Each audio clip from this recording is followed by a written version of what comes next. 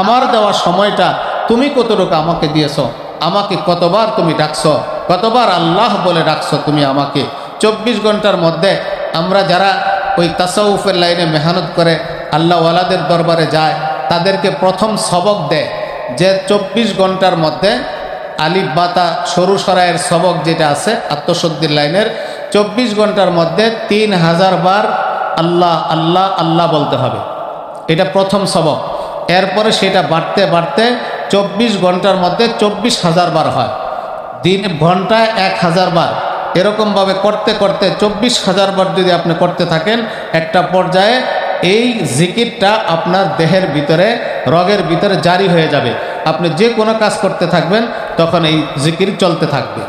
তো আপনি কমপক্ষে সর্বনিম্ন আপনি দিনে রাত্রে যদি 3000 বার যদি আল্লাহ আল্লাহ বলেন, আপনার আখেরাত সুন্দর হবে।